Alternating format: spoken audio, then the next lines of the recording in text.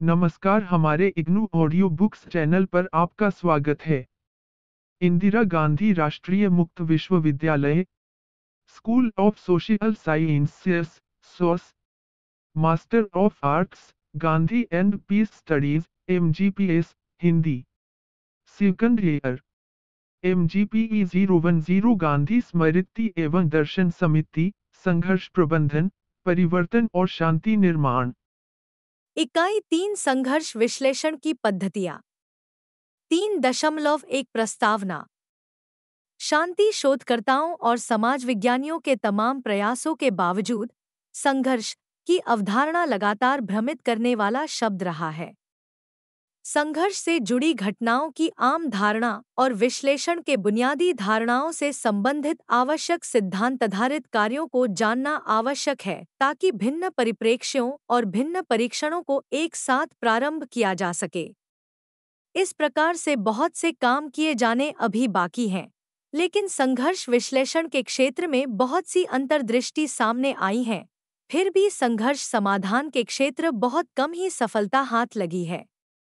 संघर्ष विश्लेषण के विभिन्न पद्धतियों को निम्नलिखित 3 उपशीर्षकों में बांटा जा सकता है। ये ऐसे दृष्टिकोण हैं जो इन बातों पर जोर देते हैं। 1. संघर्ष सक्रियता गतिशीलता। 2. आवश्यकता आधारित संघर्ष उत्पत्ति। और 3. प्रासंगिक कार्यनीतिक गणना।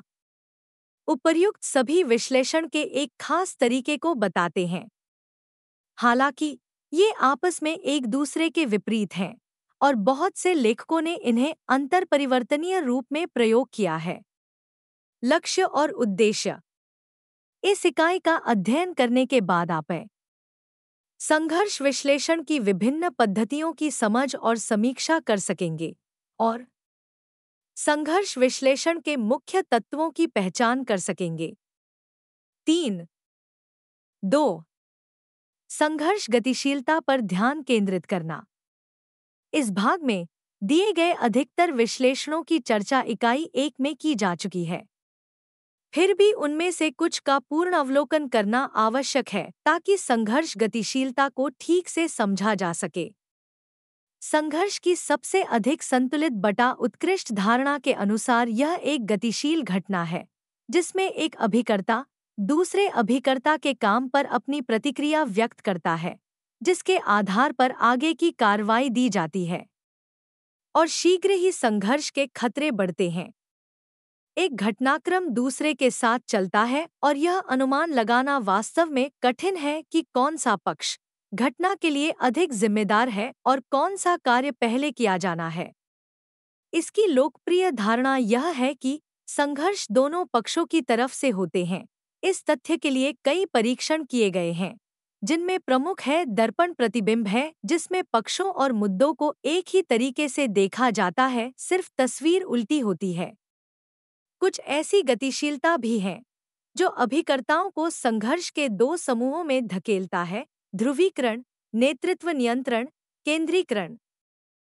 और कुछ खास दायित्वों और अल्प समझ वाले कुछ संस्थानों का निर्माण, गोपनीयता और सुरक्षा करता है। संघर्ष अभिकर्ताओं को चारों ओर से घेरते हुए खुद ही किसी एक दिशा में आगे बढ़ते हैं। सामाजिक परिघटना के रूप में संघर्ष का विचार और ऐसा लगता है कि इसे दबाया नहीं जा सकता और यह अभिकर्ताओं को कभी भी भड़कने वाले संघर्ष की स्थिति में डाल देता है। जब सभी पक्षों के पास और कोई दूसरा विकल्प नहीं होता तब संघर्ष भड़कता है। संघर्ष की गतिशीलता अन्य सभी संभावित कदमों को खत्म कर देती है और तब सभी पक्षों के पास हिंसा और धमकी के बढ़ते स्तरों पर प्रतिक्रिया करने के अलावा और कोई विकल्प नहीं बचता है।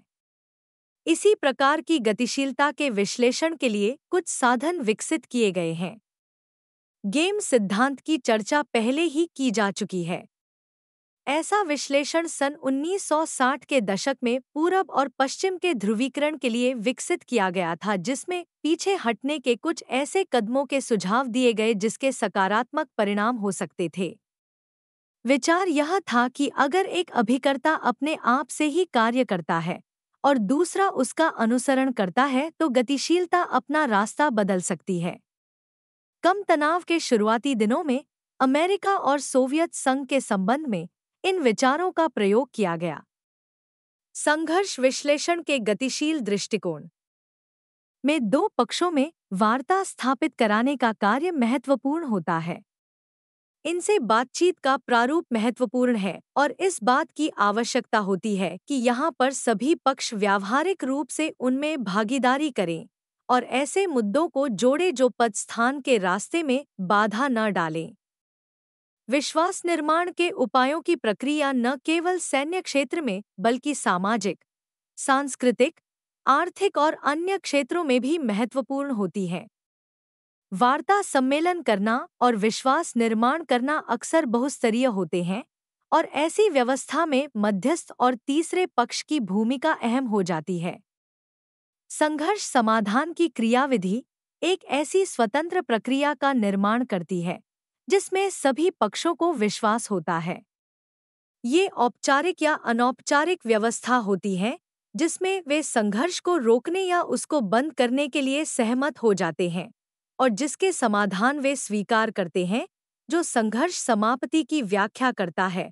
Coser 1967, गोल्डंग 1965, shilling 1960।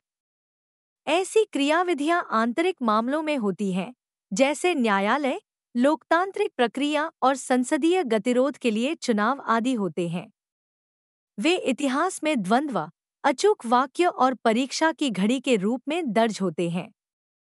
ये अंतर्राष्ट्रीय संबंधों में कमजोर होते हैं, जहां न्याय तंत्र कमजोर होता है और राजनीतिक मंच झगड़े को नियंत्रित करने के स्थान पर लड़ाई का अखाड़ा बन जाता है।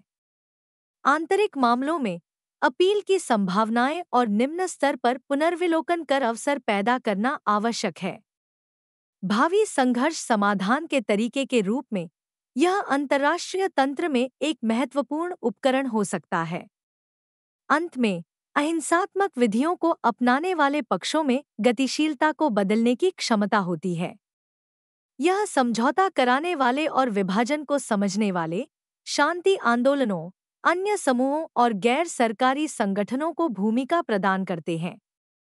शांतिपूर्ण क्रियाविधियों से आगे बढ़ाए गए इस प्रकार के लक्ष्य हिंसा से नहीं, बल्कि शांति से आगे बढ़ते हैं। वे शांति चाहने वाले समुदायों को एक वैकल्पिक प्रस्ताव देते हैं, लेकिन उन्हें हिंसा सही है इस बारे में नहीं समझा पाते हैं। फिर भी यह परिप्रेक्ष्य कमजोर माना जाता है क्योंकि इसमें यह नहीं बताया जाता है कि संघर्ष शुरू क्यों हुए। क्या संघर्ष वास्तव में संघर्षपूर्ण व्यवहारों से शुरू होता है, या वे पूर्व के व्यवहारों और पहले से मौजूद असंगति के कारण उत्पन्न होते हैं, उनके परिणाम होते हैं? क्या इसकी और जटिल पृष्ठभूमि है? ये संघर्ष सिद्धांत की गहरी चुनौतियां हैं, इसलिए एक वैकल्पिक प्रस्ताव की आवश्यकता है। 3.3 बुनियादी आवश्यकताओं पर ध्यान केंद्रित करना। लुईस ए. कोजर सामाजिक संघर्ष सिद्धांत के एक उत्कृष्ट लेखक थे। उन्होंने सन 1965 में तर्क देकर कहा था कि संघर्ष और इसी प्रकार संघर्ष की कार्रवाई समाज में स्वीकार्यता के आधार पर नहीं होती है। हिंसा और संघर्ष सामाजिक प्रतिष्ठा, राजनीतिक पहुंच और शक्ति के लिए होते हैं। दंगे वैसे ही आगजनी और लूट में नहीं बदल जाते, बल्कि ये उनके खिलाफ होते हैं जो किसी अन्य नस्लीय समुदाय के साथ, मानवीय समुदाय के साथ कृपालु तरीके से व्यवहार करते हैं। कोजर इसका एक ही उपाय बताते हैं, राजनीतिक तंत्र तक पहुंच होनी चाहिए।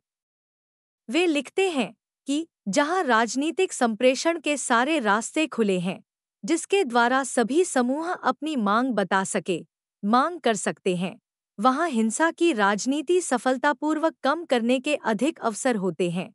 1967 प्री 106। इसका अर्थ यह हुआ कि हिंसात्मक संघर्ष की पहुंच की आवश्यकता को पूरा करके इसको खत्म किया जा सकता है और इसे आगे भी कायम रखा जाना है। समाधान ऐसा होना चाहिए जिसमें नए संस्थान बनाए जाए, भले ही वह औपचारिक या अनौपचारिक ही क्यों न हो। एडवर्ड एजर 20 साल बाद अपनी पुस्तक प्रोट्रैक्टेड सोशल कंप्लक्ट में संघर्ष की अवधि और संघर्ष समाधान की लगातार असफलता के बारे में लिखते हैं। इससे संबंधित उदाहरण के लिए वे विशेषकर लेबनान के सिविल वार को लेकर अपनी चिंता व्यक्त करते हैं, जो लगभग एक दशक से भी अधिक चलता रहा था। यह और ऐसे दूसरे दीर्घकालिक संघर्ष में सुरक्षा, पहचान, भागीदारी जैसे कारक होते हैं, वे ठीक उससे मिलते जुलते होते हैं जिसकी चर्चा कोजर ने की है। एजर और बर्टन, 1986, प्री 29। कोजर और एजर के ये योगदान संघर्ष समाधान के विभिन्न दृष्टिकोणों के परिणाम के रूप में सामने आते हैं। अगर किसी विशेष आवश्यकता के लिए संघर्ष के आधारों की उपेक्षा की गई है, तब समाधान प्रक्रिया में उन आवश्यकताओं को अवश्य ढूंढा जाना चाहिए और उनके जवाब देने के तरीकों को भी शामिल किया जाना चाहिए। समझौते की ऐसी प्रवृत्ति होती है कि वह सिर्फ अभिजात्य वर्ग को ही लाभ पहुंचाती है, और अगर समझौते में संघर्ष के निहित कारणों को नहीं छुआ गया तो संघर्ष खत्म नहीं माना जाता है। इसके अलावा एजर मानते हैं कि संघर्ष समाधान में विकेंद्रीकरण ढांचे की आवश्यकता होती है, जिसमें मनोवैज्ञानिक, आर्थिक और संबंधपरक आवश्यकताओं को पूरा किया जा सके, ऐसा प्रयास किया जाता है। एजर और बर्टन, 1986, प्री 30 से 39। यह विचार एक भौतिकवादी सैद्धांतिक परंपरा का हिस्सा है और वर्ग विश्लेषण में एक महत्वपूर्ण तत्व की भूमिका निभाता है। लेकिन मार्क्सवादी सिद्धांतवादी बहुत कम ही संघर्ष समाधान की समझ रखते हैं। इसके विपरीत, बहुत से मार्क्सवादी विचारधारा इस बात पर आधारित है कि जब तक अत्याचारी तंत्र यानी दमनकारी पूंजीवाद का खात्मा नहीं होता है, तब तक संघर्ष जारी रखा जाना चाहिए। समझौता और सुलह राजनीतिक फॉर्मूले या और शैक्षिक अध्ययन के हिस्से नहीं थे। केवल सुधारवादी या सामाजिक लोकतांत्रिक संस्करण में संघर्ष पूंजीवाद के अंतर्गत प्रबंधित बटा व्यवस्थित है। जब सन 1950 के दशक में सोवियत नेताओं ने यह तर्क दिया कि पूंजीवाद के साथ शांतिपूर्ण सहअस्तित्व संभव है, तब और अधिक रूढ़िवादी साम्यवाद का स्वरूप सामने आया था। उदाहरण के लिए, माओ त्से-तुंग का पीपल्स रिपब्लिक ऑफ चाइना संघर्षरूपी विचारों की दूसरी जड़ें खोद रहा था और गुस्सा भी है जो आवश्यकताओं की असंतुष्टि से उभरती हैं। हताशा या निराशा से संघर्ष को रोकने के विचार का स्रोत बहुत से कार्यों में हताशा के कारणों के विश्लेषण, आंदोलन के दृष्टिकोण के आवश्यकताओं की असंतुष्टि से उत्पन्न क्रांति सिद्धांत को महत्वपूर्ण स्थान दिया जाता रहा है और वंचित समाज के सिद्धांत को अनुभवजन्य परीक्षणों के द्वारा उसे उजागर भी किया गया है। डेविस, 1971, गर, 1970। इसके मिश्रित परिणाम निकले हैं। सापेक्ष वंचन की अपनी विस्तृत व्याख्या में टेड आर. गर पाते हैं कि संघर्ष के उग्र होने में सापेक्ष वचन एक व्यवस्थित भूमिका निभाती है। नृजातीय समूहों पर बाद में किए गए अपने काम में गर उन कारणों की पुष्टि करते हैं जो संघर्ष को हिंसात्मक स्वरूप प्रदान करते हैं। प्रमुख कारणों में एक है किसी खास समूह के लिए स्वायत्तता को हटाए जाने के नकारात्मक प्रभाव होते हैं। यह अक्सर किसी समूह के द्वारा क्रांति विद्रोह का महत्वपूर्ण कारण बनता है। गर, 1993। यह विश्लेषण कोजर के प्रतिष्ठा और राजनीतिक पहुंच को प्रतिबिंबित करता है अथवा उससे संबद्ध करता है। प्रभाव के स्रोतों को हटाने से हिंसा को चिंगारी लग सकती है। अतः हिंसा को समाप्त करने और राजनीतिक प्रक्रिया के रूप में असैन्य संघर्ष को महत्वपूर्ण बनाने के लिए ऐसे स्रोतों को बनाना या उनका निर्माण करना आवश्यक होता है। इन सिद्धांतवादियों ने हताशा बटा अभाव और वंचित की धारणा को प्रस्तुत किया है। वे जो भी बताते हैं वे सामाजिक हताशा का विश्लेषण है। जब बुनियादी आवश्यकताएं किसी खास समाज में पूरी नहीं होती और वे समाज के उस वर्ग की पहुंच से दूर हो जाते हैं, तब वे हताशा का रूप ले लेते हैं। इसी हताशा से संघर्ष का जन्म होता है। यह हताशा पर किए गए उन उत्कृष्ट अध्ययनों से बिल्कुल मिलता जुलता है जिसमें यह बताया गया है कि हताशा कुंठा से उग्रता पनपती है और उग्रता हताशा की जड़ों से पनपती है। डॉलार्ड एवं अन्य 1939, जिसने कई विवादों को जन्म दिया और संशोधन के अवसर दिए हैं। उदाहरण के लिए, इससे जुड़ा एक विवाद यह है कि क्या हताशा को प्रदर्शित करने का सिर्फ एक ही तरीका है, उग्रता बटा गुस्सा, जबकि हताशा और संघर्ष व्यवहार को प्रदर्शित करने के और भी अन्य संभावित तरीके और व्याख्या हैं। फ्राई और बजोरक्विस्ट, 1997, प्री 26 से 32। कोजर, सम्मान और पहुंच की उपेक्षा तक ही अपनी व्याख्या सीमित रखते हैं। वह हताशा के अन्य कारणों की व्याख्या आवश्यक नहीं समझते हैं। विवरण के लिए स्क्रीन को देखें। चित्र 1। चित्र 1 में जेम्स सी डेविस द्वारा बनाए गए क्रांति के क्रम व्यवस्था को शामिल किया गया है। यह बताता है कि कैसे लोगों में आवश्यकताओं के आधार पर मतभेद उत्पन्न होता है, जब आशाओं और कुंठाओं का होना आवश्यक हो जाता है। इसमें यह भी बताया गया है कि अपेक्षा हमेशा ऊंची होती है। इस प्रकार एक खास प्रकार का अंतर व्यवस्थित किया जा सकता है। इस चित्र में उपलब्धि को नीचे की रेखा में देखा जा सकता है। जब दूरी फासला बहुत अधिक बड़ा होता है, तब उसे स्वीकार नहीं किया जा सकता। उदाहरण के तौर पर एक खास बढ़त के बाद आर्थिक सुधार होने बंद हो जाते हैं। वास्तविक उपलब्धि उम्मीदों से कहीं कम होती है, जिसके कारण असंतुष्टि बढ़ती है। ऐसा माना गया है कि इससे विद्रोह के खतरे बढ़ जाते हैं। मजेदार बात तो यह है कि डेविस अपने अध्ययन में यह देखते हैं कि विद्रोह से पहले यह पैटर्न बहुत देशों के आर्थिक कार्य उपलब्धि में बिल्कुल सही बैठता है, भले ही इससे मामले नहीं सुलझते हैं। हालांकि उदाहरण के लिए एक ही मुद्दे पर आवश्यक नहीं कि सभी देशों की एक राय या प्रतिक्रिया हो।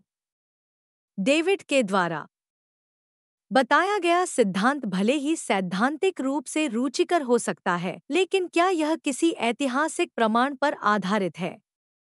गर्र का आरंभिक अध्ययन का परिणाम कोई मजबूत सहसंबंध नहीं दिखाई देता है, 1970, परंतु उनका कार्य जो राजनीतिक कुंठा पर आधारित है, वह षड्यंत्रकारी संबंधों की चर्चा करता है, 1993। प्रस्तुत चित्र 1 का प्रारूप आंतरिक और बाह्य परिस्थितियों को दर्शाता है। उसी समाज में होने वाली क्रांतियां उन्हीं के नेताओं द्वारा निर्देशित होते हैं। किस प्रकार से कोई भी कुंठा अंतर्राष्ट्रीय संघर्ष बन सकती है? जॉन डब्ल्यू बर्टन, जिन्होंने संघर्ष समाधान पर व्यापक रूप से लिखा है, वे कहते हैं कि यह एक बिखरने का प्रभाव होता है। वह आगे कहते हैं, खासकर अंतर्राष्ट्रीय स्तर का संघर्ष किसी आंतरिक सांगठनिक या व्यक्तिगत समस्या का छितरा जाना है, अथवा यूं कह सकते हैं कि उसका व्यापकता से विस्तृत होना है। ये वे तरीके हैं जिससे नेतागण लोगों का ध्यान कहीं और बदल देते हैं। Burton, 1996, pre 41। अतः आंतरिक संघर्ष किसी समूह के भेदभाव के प्रति प्रतिक्रिया के परिणामस्वरूप या सरकार द्वारा किसी अंतर्राष्ट्रीय संघर्ष में ध्यान लगाने के परिणामस्वरूप होता है। यह एक प्रसिद्ध सिद्धांत है। सैद्धांतिक रूप से और भी ऐसे कई कारण हैं जिससे कुंठा के प्रभाव की दिशा बदली जा सकती है। जैसे उदाहरण के लिए रोमन उक्ति रोटी और सर्कस का अर्थ है कि बुनियादी आवश्यकताएं पूरी हो गई है और वह देखने योग्य तमाशा करे ताकि जनता का ध्यान राजनीतिक के अलावा कहीं और लगे। जैसा कि हमने संघर्ष गतिशीलता के परिप्रेक्ष्य में देखा कि संघर्ष का अंत होना आवश्यक नहीं कि दृष्टिकोण का एक हिस्सा हो। संघर्ष परिवर्तनशील होते हैं, लेकिन उन्हें खत्म नहीं किया जा सकता। इसी तरह हम यह भी कह सकते हैं कि क्या व्यक्ति या व्यक्ति के समूहों की सारी आवश्यकताएं पूरी करना संभव हो सकता है? अगर नहीं, तब संघर्ष समाधान को संघर्ष प्रबंधित करने या अन्य संभव स्रोतों में बांटने में प्रयोग किया जा सकता, न कि उसे खत्म करने में। वैकल्पिक तौर पर हम कह सकते हैं कि अगर कुछ ऐसी आवश्यकताएं हैं जिन्हें पूरा करना संभव है, और अगर ऐसा है तो यही महत्वपूर्ण वह है जिनके उपायों से पूरी दुनिया में संघर्ष की हिंसा को कम किया जा सकता है। शोधकर्ता इसी दृष्टिकोण का प्रयोग करके हमारे प्रश्नों का जवाब ढूंढ रहे हैं। यहाँ संघर्ष समाधान के एक अलग तरीके के बारे में बताया जा रहा है कि इसका कोई अर्थ नहीं है कि संघर्ष की उत्पत्ति कहाँ से हुई है।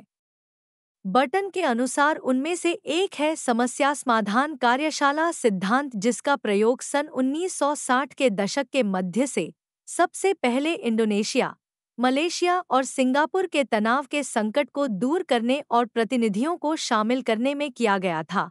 एजर और बर्टन 1986, प्री 46-47, बर्टन 1987। तीनों सरकारों ने भागीदारों को नामांकित किया और लंदन महाविद्यालय के संघर्ष विश्लेषण केंद्र में एक कार्यशाला आयोजित करवाई गई। यह बैठक 10 दिनों तक विद्वानों के एक समूह की देखरेख में चली। इससे कार्यशाला संस्कृति की शुरुआत हुई थी। अब विभिन्न प्रस्तावों की एक व्यापक श्रृंखला है। ब्रूम 1997, दूब 1970, फिशर 1983, केलमन एवं कोहेन 1976। इसके साथ ही लोगों की समझ भी बढ़ी है, जैसे समस्या समाधान प्रस्ताव में सांस्कृतिक अंतर, स्ट्रोशडर और गस 1999। इस कार्यशाला का वास्तविक उद्देश्य सभी पक्षों के पद स्थिति से परे निहित कारणों पर ध्यान देना था। रोहाना 1995। सैद्धांतिक तौर पर इस तरह के विश्लेषण आवश्यक तौर पर यह नहीं बताते हैं कि सभी पक्ष संघर्ष के लिए समान रूप से जिम्मेदार हैं। व्यावहारिक रूप में कार्यशाला में प्रतिपक्षियों को भी शामिल किया गया ताकि वे एक दूसरे की आवश्यकताओं को अच्छी तरह से समझ सकें। इस तरह यह दृष्टिकोण बिल्कुल संतुलित हो जाता है। रोहाना 1995। अगर विश्लेषण में यह बात सामने आई कि एक पक्ष अधिक उग्र है, तो कार्यशाला को उस पक्ष के साथ काम करने के लिए विशेष रूप से डिजाइन किया जाएगा। हालांकि समस्या समाधान कार्यशाला से स्वयं ही समाधान नहीं निकलता है। इसके लिए समाधान करने या कराने के लिए प्रयास करने की आवश्यकता होती है। इसके लिए आवश्यक है कि समुचित योजना बनाई जाए, उसमें एक एजेंडा बनाया जाए और सभी पक्षों को एक दूसरे की आवश्यकताओं के बारे में बताया जाए। ऐसे में वे एक दूसरे की वरीयता का ख्याल रखते हुए प्रतिक्रिया करेंगे। अभी भी समाज में संसाधनों की कमी से या अल्प संसाधनों के बंटवारे के तरीके से आवश्यकताएं पूरी नहीं हो पाती हैं। इसलिए समाज में संकट की स्थिति से निपटने और भविष्य में होने वाले संघर्ष को रोकने के लिए न्यायसंगत आर्थिक नीतियां महत्वपूर्ण होती जा रही हैं। यद्यपि यह आसानी से कहा जा सकता है, इसके प्रभाव आशा से परे हो सकते हैं। उदाहरण के लिए, इससे दूसरे अभिकर्ताओं के साथ गंभीर संघर्ष हो सकते हैं, जिससे दूसरों में भय और कुंठा का संचार हो सकता है।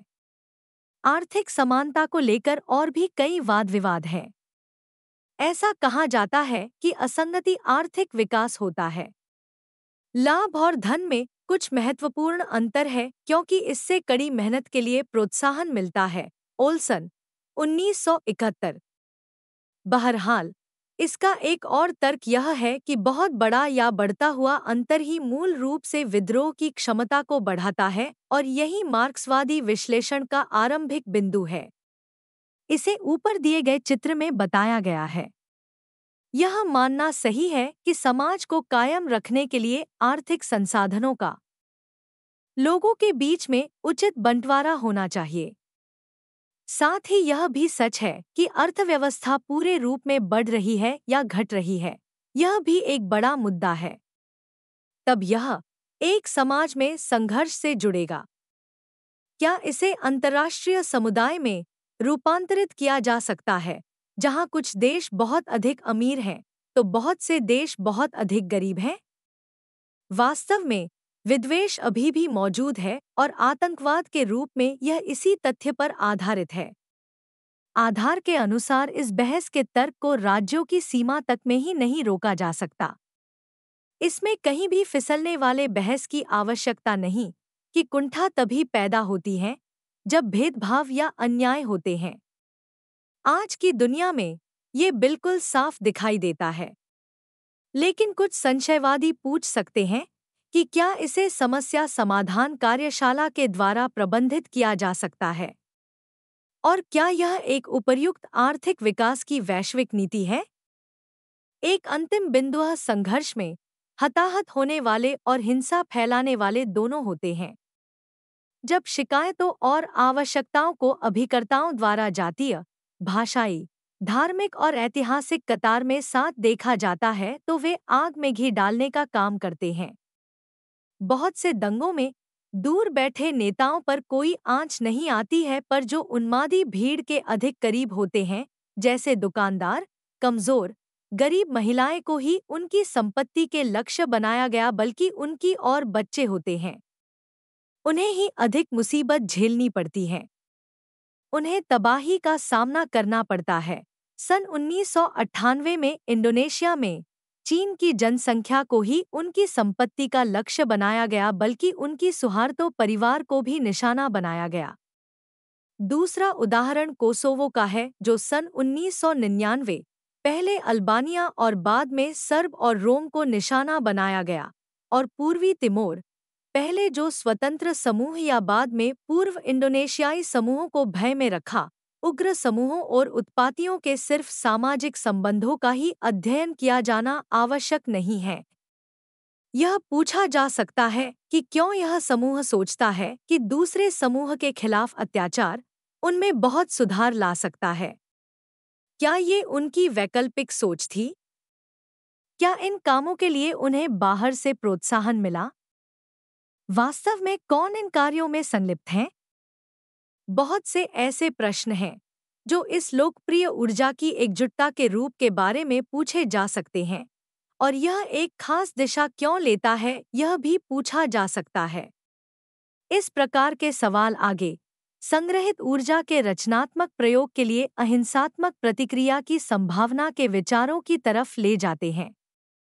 विद्रोह की बहुत सी स्थितियों में ऐसे समूह भी हैं जो दहशतगर्दों की भावनाओं को बांटते हैं, लेकिन अन्य प्रभावशाली साधनों को ढूंढते हैं।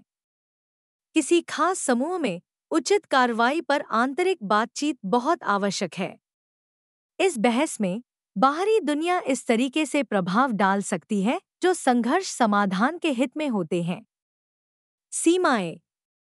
आवश्यकता आधारित दृष्टिकोण में किसी व्यक्तिगत समूह की आवश्यकताओं, जो संघर्ष के कारण होते हैं, को पूरा करना संभव नहीं है और उनका समाधान ढूंढना भी मुश्किल है। यही विश्लेषण का उद्देश्य है। अपूरित आवश्यकताओं पर ध्यान दिया जाता है। यह बहुत महत्वपूर्ण होता है कि तब किसी दूसरे की बजाय किसी एक खास अभिकर्ता के साथ कार्य करना अधिक आवश्यक होता है, यद्यपि दूसरे पक्ष को भी प्रतिनिधित्व करना चाहिए। असापेक्ष स्थिति में प्रभावशाली समूह को उनके परिप्रेक्ष्य में बताना आवश्यक है, पर दबदबे वाले पक्ष की रुकावटों को बताना भी आवश्यक है।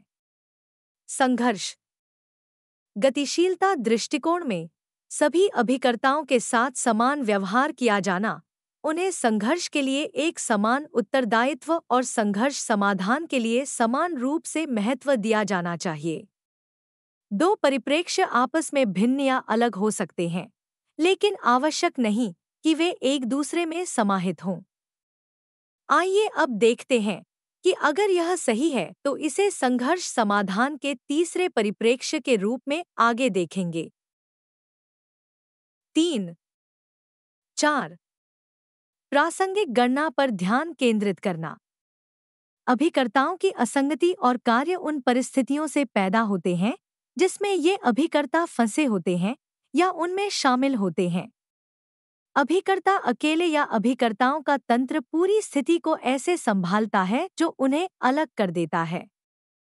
तीसरा परिप्रेक्ष्य मानता है कि अभिकर्ताओं की अपनी विवेकशीलता होती है, वे अपने निर्णय स्वयं लेते हैं, नीतियां बनाते हैं, और इस तरह वे घटनाओं की ऐसी कड़ी बनाते हैं जो युद्ध की ओर ले जाती है।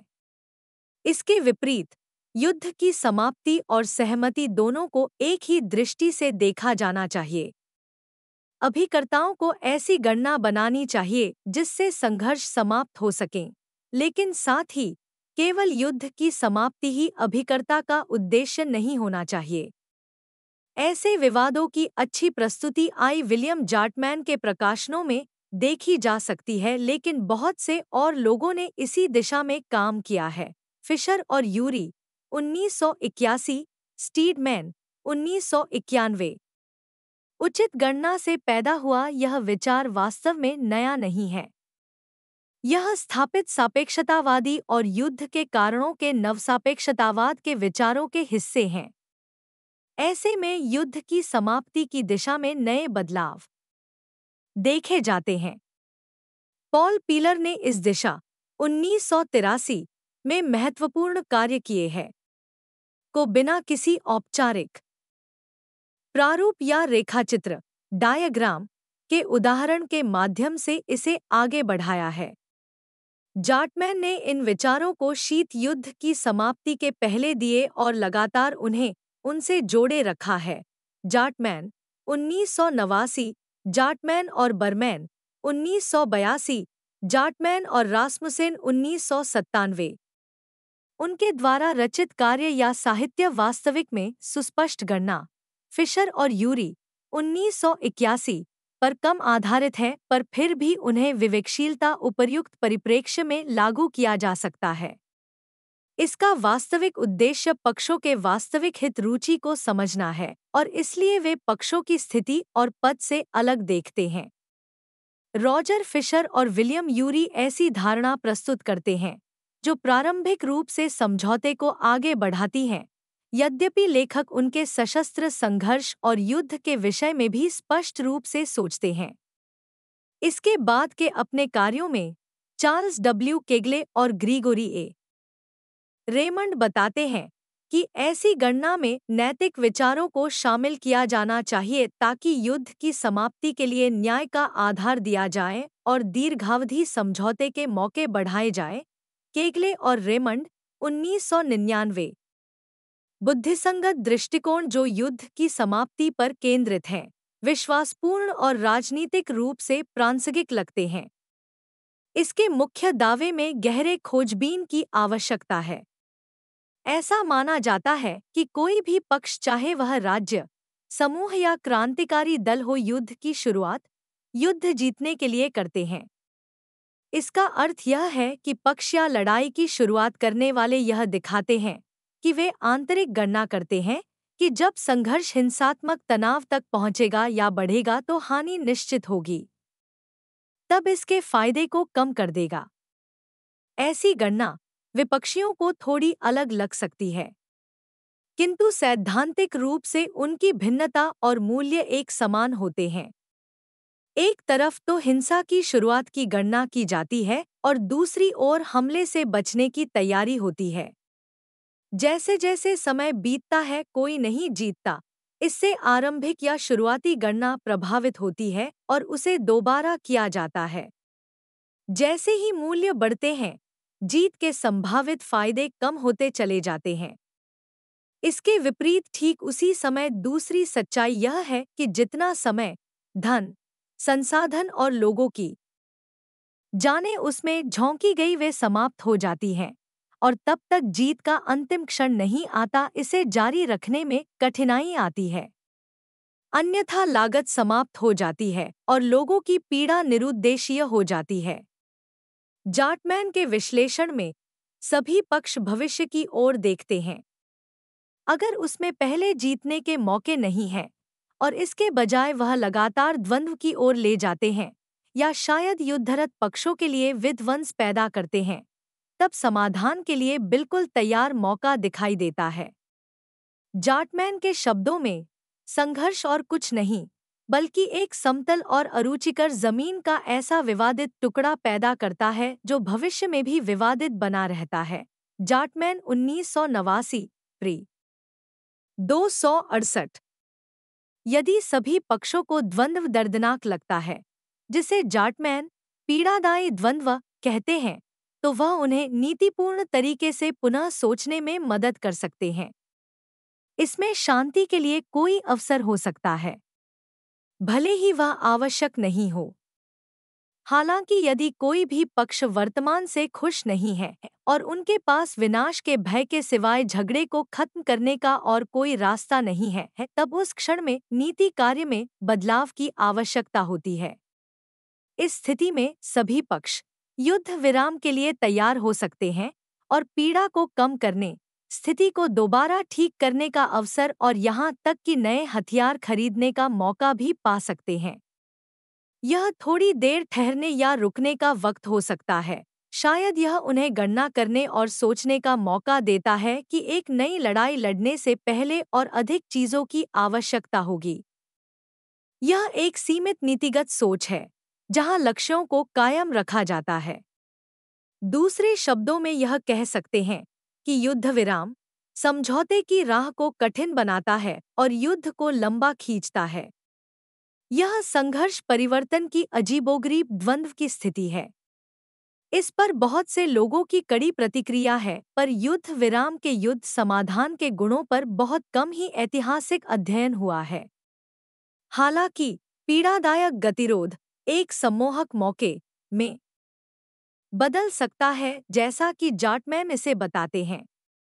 इसे समझौते की तरफ बढ़ने में इस्तेमाल किया जा सकता है, न कि सिर्फ स्थिति को संभालने में और उसे बनाए रखने में सहायक सिद्ध हो सकता है। यहाँ जाटमैन की दूसरी धारणा सामने आती है, फॉर्मूला ढूंढने की जरूरत है। मजबूत और कमजोर पक्षों के लिए कोई न कोई रास्ता जरूर होना चाहिए। इस बहस से बाहरी ताकतों की भूमिका को बल मिलता है। वे इस पर प्रश्न उठा सकते हैं कि इससे गतिरोध हो सकता है और निकट भविष्य में विध्वंस के खतरे हो सकते हैं। जाटमैन के शब्दों में इसे जोखिम कहा गया है और वे संघर्ष को खत्म करने के लिए वैकल्पिक सुझाव दे सकते हैं। जाटमैन 1989। युद्धरत पक्षों के निर्णय लेने की गणना आवश्यकता के आधार पर जटिल हो सकती है। आइए हम संघर्ष में दो भिन्न समय में किसी दो स्थितियों को सामने रखते हैं। पहले चरण में प्रभावशाली पक्ष क, जो दूसरे पक्ष ख को हराकर अपना दबदबा कायम करने की उम्मीद रखता है और झगड़े में संसाधनों पर नियंत्रण रखना चाहता है। हो सकता है यह संसाधन सरकारी ताकत, जमीन का हिस्सा या कुछ और हो भी सकता है। इस समय अभिकर्ता ख कुछ खास त्याग, बलिदान की अपेक्षा रखता है, क्योंकि यह प्रभावशाली अभिकर्ता के लिए चुनौती, पूर्व की स्थिति बनाए रखने का दबाव और भविष्य में उसकी स्थिति में सुधार लाने की संभावना को ध्यान में रखता है। इस प्रकार अपेक्षाएं भिन्न भिन्न होती हैं।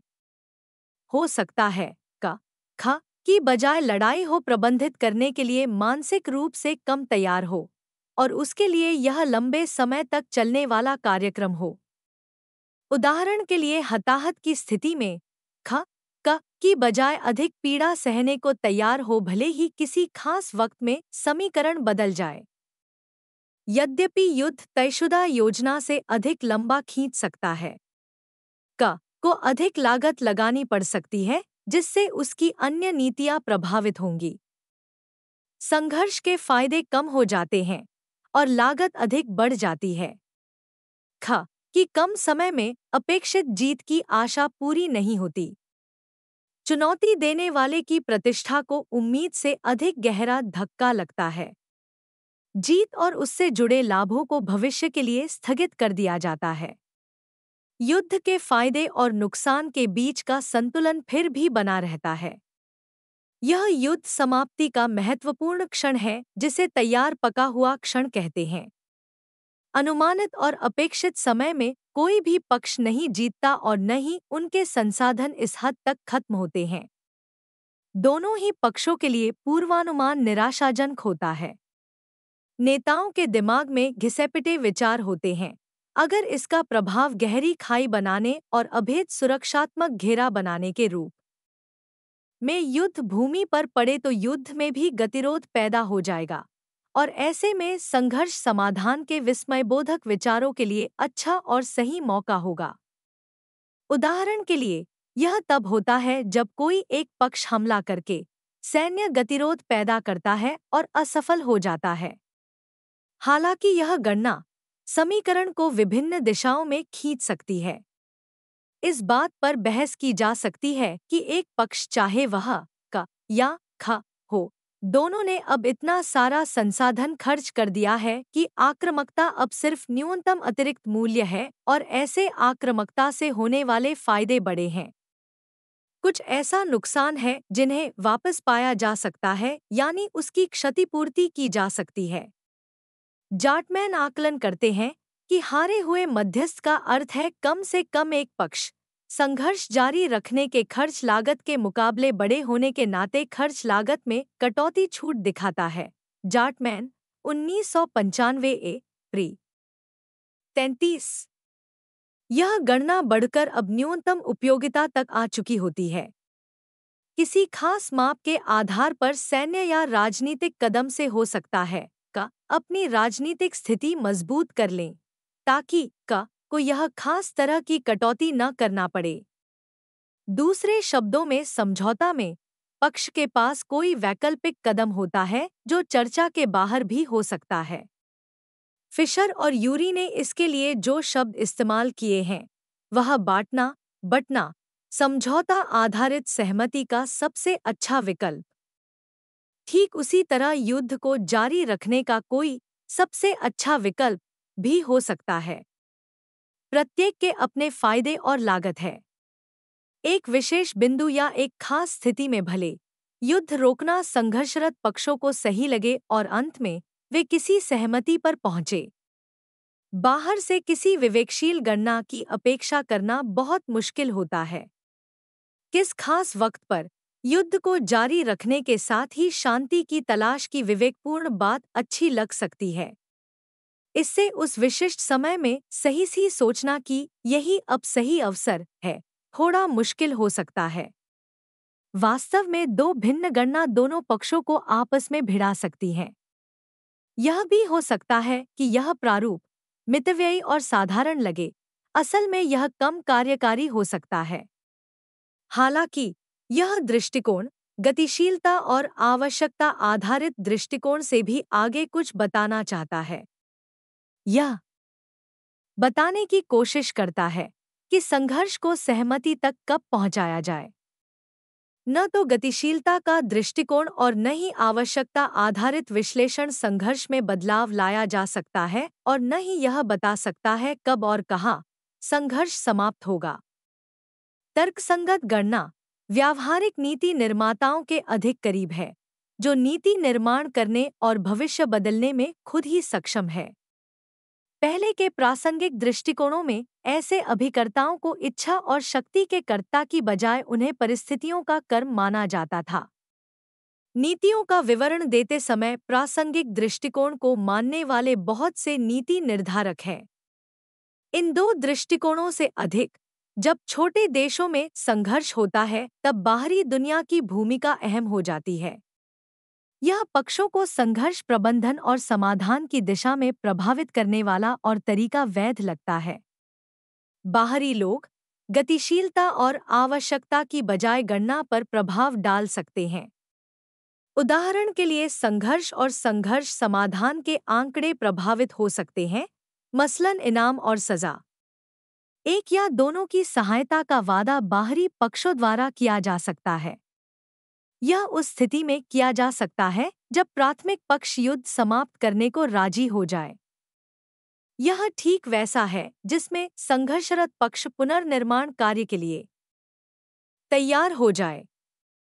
ऐसी भी स्वीकृति बन सकती है जिसमें न तो सामंजस्य किया जा सकता है और न ही समझौता हो सकता है।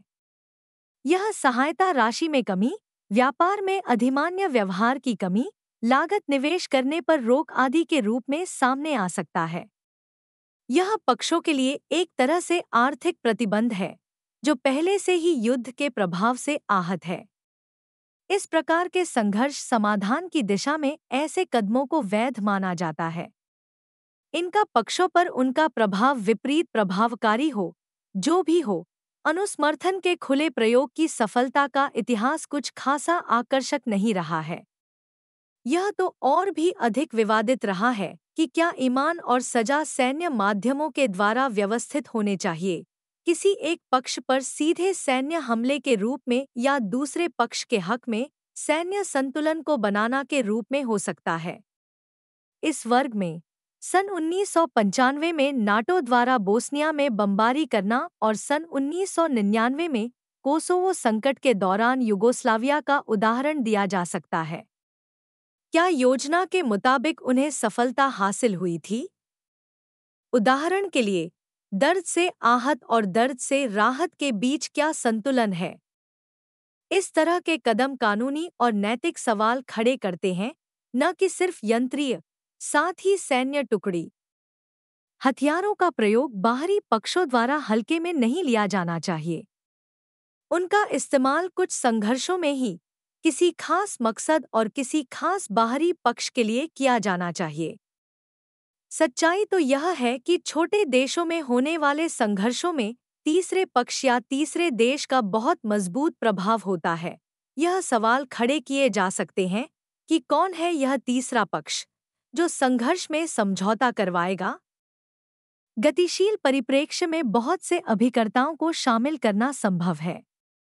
तीसरे पक्ष को शामिल करने में व्यापक नीति और उदार नियमों का ध्यान रखा जाना चाहिए। आवश्यकता आधारित दृष्टिकोण में विपक्षियों के हक में बात की जाती है। संघर्ष स्थल से बहुत दूर कार्यशाला आयोजित की जानी चाहिए, वहां मीडिया की पहुंच कम होनी चाहिए और सीमित संख्या के पक्षों पर ध्यान दिया जाना चाहिए जो प्रतिनिधि की भूमिका निभाए, न कि किसी व्यक्ति विशेष की। बुद्धिसंगत गणना के प्रस्ताव निर्माण में हालांकि सीधा सा जवाब है कि जो गणना के योग्य है वे शामिल हो सकते हैं। जाटमैन के लेखों में बार बार यह परीक्षण किया गया है कि शांति प्रक्रिया में सभी पक्षों को शामिल होना आवश्यक नहीं। ऐसा हो सकता है कि जितनी इच्छा हो उतने लोगों को शामिल कर लिया जाए, पर हमेशा यह आवश्यक नहीं होता है। दूसरी गणना यह की जा सकती है कि किन पक्षों को अधिक लंबे समय तक चलने वाला समझौता करना चाहिए। कुछ पक्ष मुश्किलें खड़ी कर सकते हैं, उनके हितों को भविष्य के लिए छोड़ दिया जाता है। गतिशील प्रस्ताव में जितना संभव हो उतने पक्षों को शामिल करना आवश्यक है। इसे सिर्फ लोकतांत्रिक रूप ही नहीं देखा जाता, इसे अधिक लाभदायक भी माना जाता है क्योंकि इसमें बहुत से मुद्दे होते हैं और मोलभाव की बहुत अधिक क्षमता होती है और इसका परिणाम भी अनोखा और नया होता है। सीमाएं प्रासंगिक गणना के परिप्रेक्ष्य से देखें तो बड़ी बड़ी सभाएं और व्यापक वार्ताएं समय और संसाधन की बर्बादी ही लगती है। तैयार माहौल के इस्तेमाल से संघर्ष समाधान की अत्यावश्यकता खत्म हो जाती है। प्रासंगिक गणना के परिप्रेक्ष्य में समय बहुत महत्वपूर्ण होता है। जब अवसर खत्म हो जाते हैं और खासकर युद्ध चलने की स्थिति में ऐसा होता है, इसमें बहुत तेजी से कार्य करने की आवश्यकता होती है, जिसमें कुछ अभिकर्ताओं को शामिल किया जाना चाहिए। गतिशीलता और आवश्यकता आधारित दृष्टिकोण संघर्ष समाधान को एक प्रक्रिया के रूप में देखता है, अतः इसमें तीव्र कदम और राजनीतिक चालबाजी की बात नहीं की जानी चाहिए। इसमें बिल्कुल तैयार मौके आएंगे और चले भी जाएंगे। ये वे तरीके नहीं हैं जो कभी भी खत्म हो सकते हैं, वे इस पर बहस कर सकते हैं। 3.5 संघर्ष विश्लेषण के मुख्य तत्वों की पहचान करना। असंगति का घोलमेल करना या इसके साथ सहमत होना संघर्ष विश्लेषण का एक प्रमुख तत्व है। इसे संघर्ष के गतिशील दृष्टिकोण से समझा जा सकता है, जैसे पद और हित में भेद करना और पक्षों की गणना में शामिल होना। पक्षों की आवश्यकताओं पर ध्यान देने का अर्थ है पक्ष पर विशेष रूप से ध्यान देना, उनकी आवश्यकताओं, ज्ञानबोध और संघर्ष के इतिहास पर भी ध्यान देना है। ये ऐसे तत्व हैं जो प्रासंगिक गणना में महत्वपूर्ण भूमिका निभाते हैं। संघर्ष व्यवहार और बदलती स्थिति और पद में संबंध है, जैसा कि इसे इन शब्दों में बताया गया है। क्रिया प्रतिक्रिया, पर इन पर बहुत सावधानी से तार्किक और योग्य होकर आगे बढ़ने की आवश्यकता होती है। कुल मिलाकर इन तीनों प्रस्तावों से मिले जुले गुण हैं। परिणामतः वे सभी उपयोगी हैं। उन्होंने संघर्ष प्रक्रिया भिन्न भिन्न रूप से बताई है और यह भी बताया गया है कि शांति प्रक्रिया की ओर कैसे बढ़ा जाए। चित्र 2 में इसे बताया गया है और विश्लेषण के लिए एक मिला-जुला स्वरूप सुझाया गया है। चित्र 2 विवरण के लिए स्क्रीन को देखें।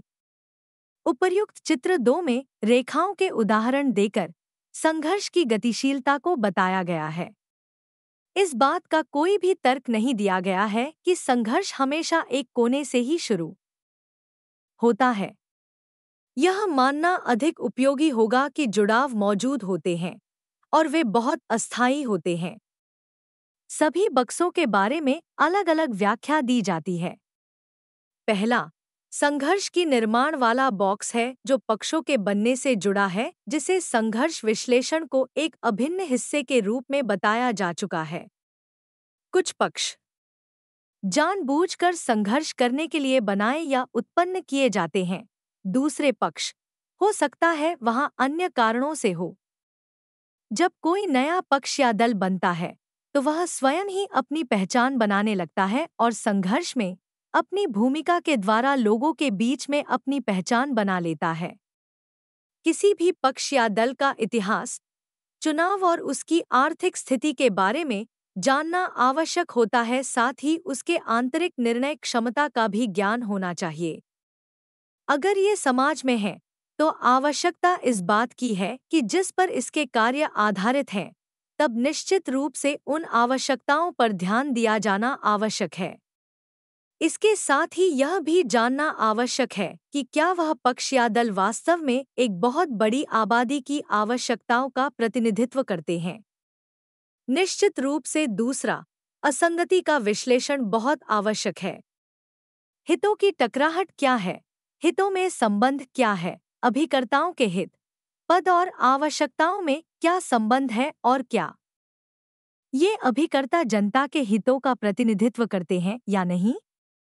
मुद्दों के आधार पर अभिकर्ताओं को आंतरिक प्राथमिकता प्राप्त होती है। कुछ तो अन्य के मुकाबले अधिक आधारिक होते हैं। विश्लेषक को इन अनुक्रमों की जानकारी होनी चाहिए। तीसरा, और भी अन्य कार्य हैं। संघर्ष की तोड़फोड़ करना और दूसरे पक्ष के प्रभाव को कम करने वाले और अपनी मजबूत स्थिति वाले कार्यों से हवा मिलती है। अतः चित्र 2 इंच में दिए गए इस बक्से में न केवल वास्तविक युद्ध बताए गए हैं, बल्कि गठबंधन बनाना, मित्र ढूंढना, आर्थिक मदद देने वाले को ढूंढना और साथ ही विपक्ष को ऐसा करने से रोकने के आदि के बारे में भी बताया गया है। पक्षों द्वारा इन्हें उनके संघर्ष का अभिन्न तत्व माना जाता है। विश्लेषण में संघर्ष कार्यनीतियां बहुत आवश्यक तत्व हैं। प्रस्तुत चित्र 2 में हालांकि इसके बड़े परिणाम भी बताए गए हैं। ऐसा मानकर तर्क दिया जाता है कि गतिशीलता का दृष्टिकोण जो व्यवहार बदल सकता है और वह बदलाव संघर्ष को विभिन्न दिशा में मोड़ने में नीतिगत होता है, जिसे रचनात्मक कार्य माना जाता है। ये वे कदम हैं जो दूसरी तरफ से गहरी खाई को पाटते हैं। इसमें विश्वास निर्माण की प्रक्रिया भी शामिल है और यह बहुस्तरीय कार्य है। इसका सबसे उत्कृष्ट उदाहरण है मिस्र के राष्ट्रपति सादत का सन 1977 में जेरूसलम की यात्रा करना है। उनका यह कदम बिल्कुल उम्मीद से परे था। यह स्पष्ट नहीं था कि इजरायली सरकार ने इसे कैसे स्वीकारा किया होगा। इसमें संयुक्त राज्य अमेरिका की प्रशासनिक मदद से मध्य पूर्व के संघर्ष की गतिशीलता को बदलने में मदद मिली भी। ऐसी घटनाएं कम होती हैं और खतरनाक तरीके की होती हैं, पर हाल में हुए बहुत से युद्धों में बहुस्तरीय और रचनात्मक बढ़त हासिल हुई है। अतः विपक्षी दलों का व्यवहार संघर्ष का ऐसा तत्व है जिसे पक्षों को स्वयं करीब से देखना चाहिए। उदाहरण के लिए उनसे पूछा जाए कि सकारात्मक वार्ता के लिए क्या सकारात्मक कदम उठाए जाने चाहिए। अगर नहीं, तो पहले वाले को प्रचार और दूसरे वाले को वास्तविक समझा जाएगा। अच्छे कार्य अच्छी मंशा के लक्षण होते हैं। एक बार अगर व्यवहार में परिवर्तन आ जाता है तो युद्ध विराम से जुड़े पक्ष पारंपरिक शांति निर्माण के द्वारा सामंजस्य बिठा सकते हैं। तब चित्र 2 का निचला आधार हिस्सा हरकत में आता या प्रासंगिक बन जाता है।